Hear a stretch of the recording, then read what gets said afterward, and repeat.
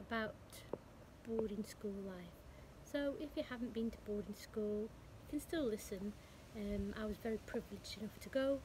Didn't do me any good, I didn't learn anything. They weren't, private education didn't really work. They weren't qualified enough to teach someone like me. But I'm not talking about that, I'm talking about life after boarding school. Now, I went to boarding school from 1989 to 1995, and in that time I obviously slept there, I had all my friends there, I went to school there, I ate there, I did everything, I slept there for all those years.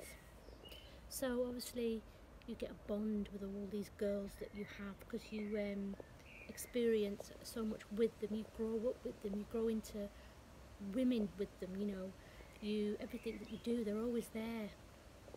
And it's the same with the teachers, you know, you see them all those years, talking to them and interacting with all these people. Their life is very busy, because when you're not in work, so when you're not studying, you're either sailing or doing other activities that you can do at boarding school. Sorry, my cats are fighting. Well, it wasn't my cat.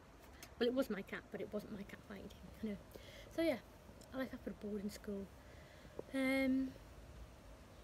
You finish in the upper six, and then some people then maybe had a year off and then went on to university.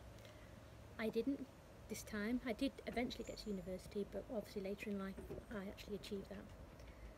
So you have all this bond with all these girls, they're in your life all the time, and then suddenly it stops. That kind of life is just ended. You don't tend to see those girls again. You speak to them on social media, thank goodness now. But for me, I found it really, really difficult to move on with my life without those girls being in my life. They were my family, they were my friends, they were everything to me, you know. We had fun together, we fought, we had tears, we had drama, because we were girls, all girls school.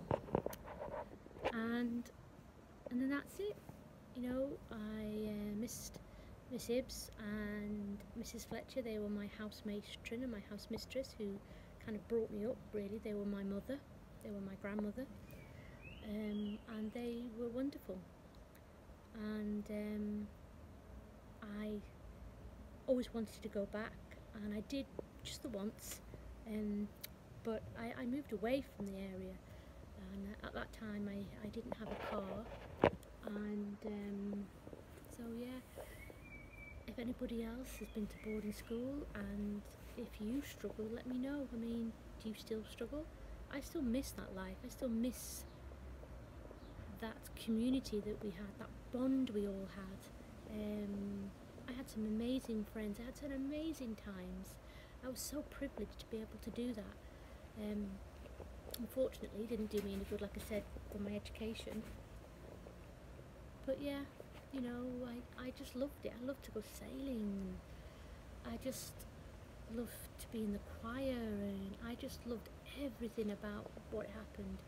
I mean, I did miss my family in Canada, and I wished that maybe when my parents moved from Denmark to Canada they took me with them, but they didn't, and I was left in Canada. I was left at boarding school.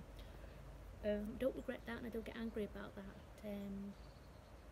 Well, I'm not angry, I just get a little bit upset that I missed growing up and being close to my brother and my sister. I was always closer to the girls that I was in school with than my own family. If anybody else can relate to this, just drop me a comment below, let me know how you feel, let me know, like I said, if you still feel that you miss that life, because I do.